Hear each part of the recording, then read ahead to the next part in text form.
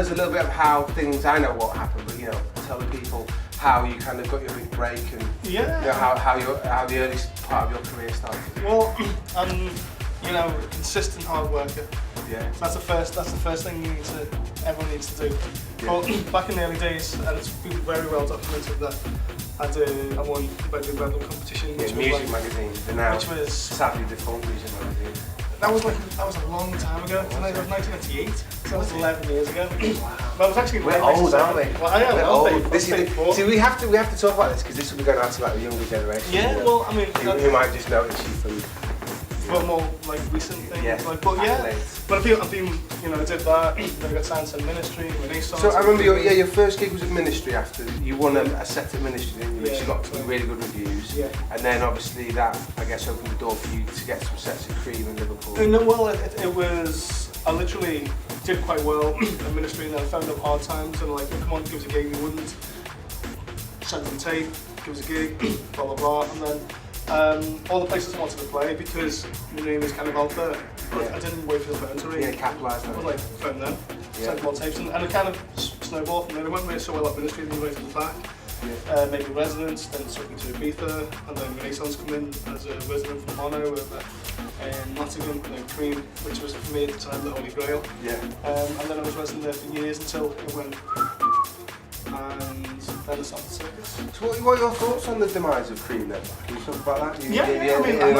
I've spoken to Cream about it. I think it was... The whole bursting of the super club bubble. No, I think that was nothing to do with it. Right. I think that the reason Cream went on its arse was because I booked out.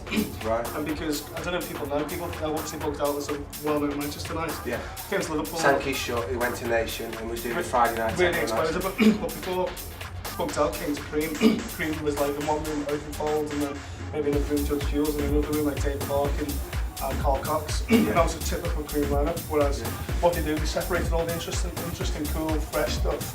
Into booked out. And then all the kind of cheesy commercial stuff and trance into Cream. Right, and it lost its kind of its little bit of its. Yeah, and it lost its kind of random variety. Yeah. And I think that's what happened. I've seen that happen with quite a few clubs. Yeah, exactly. Just decide to go around what I'd call the obvious route. Yeah. And I think you've got to be very careful. You always need to put something interesting in there. Yeah, you know, all the time, because it's the evolution of the scene, isn't it? There's always hot new stuff. So that's why I think Cream went down. But yeah, you know, it was the birth of Circus. So, you know, actually what happened with Circus, I was so sick of what was going on in Cream. I said to him, look, I'm going to leave. And he said, well, why don't you start your own night? I said, okay, yeah. So in Miami, it was 8 years ago, next week. So it's your Circus 8th birthday next week? No, 8 years ago I went to Cream, I'm leaving. Right. What he said, start your own night. So I started to set up Circus, and it was going to be at Cream once a month. Right. That was my thing. But then Cream closed its doors, and the first I heard about it was my friend saying, do you know Cream's closed? And I was like... Right. So you're still already, you know, in the throes of promoting your night? Yeah, so I was like, okay, so Richard McGuinness, so obviously you know, his Warehouse Project, and Shibuku and all that. Should we give a little shout to Richard McGuinness? Richie? and then he said, well, why don't you start Circus with us at the Mask? So that was like over 7.5 years ago, which is still there now. We've got literally, the way things have gone, the trajectory of Circus. But bear in mind, it's like totally independent. It's literally pound for pound. Considering there's no bar take, there's no sponsorship, there's no secret money man like pretty much every other major night in the UK. And we're just, it's like independent. You know, quite proud of the fact that we've managed to stay for 7.5 years, and it's getting stronger. It's a very solid night. It's definitely one of the Northwest best nights. So. God, I do this quite a lot to people, but well done, son. You know.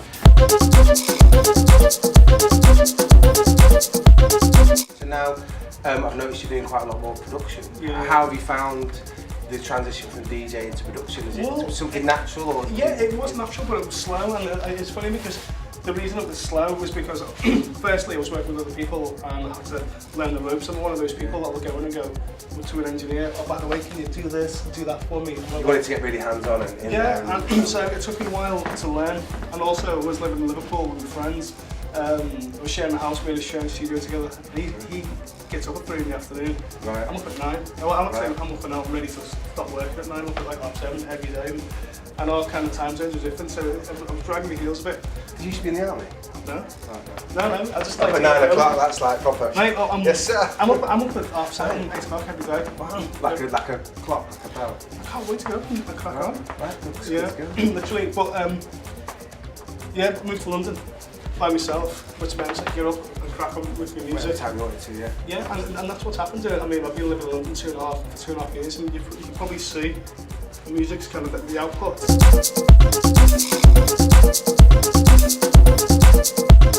We've got coming up another release on Renaissance, a track called Africa.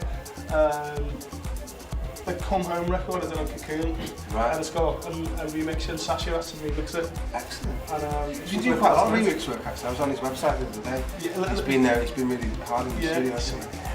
I'm probably going to try it tonight for the first time. Right. But it's 14 minutes long. Wow, that's quite Sasha-esque though, isn't it? It's quite short for Sasha actually. Probably, yeah. But it's really good. Yeah, so I'm just working on it. I've done remixes from Maybe, Fatboy Slim. One that came out today, or coming out promo today by this young kid called Taylor from Southampton, but I'm really happy with the remix. It's a proper epic thing again. Right, excellent. So I'll play that tonight. But excellent. Yeah, working hard every day. Must have 20 or 30 unreleased tracks, but just kind of. And it's good, because at the moment people are coming to me, labels, like a lot of the German labels, like Young Tracks, this, that, and the other. Yeah. So, which is a nice change, because what I found with production, it's just like DJing back in the day. They send out mixtapes and CDs and you're trying to get gigs and stuff. It doesn't matter who you are, or what level you're at.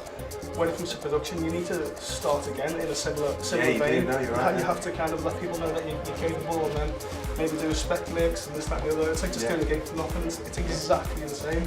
So I've managed to get through that kind of rush of trouble, but I've got there, and people are asking me that.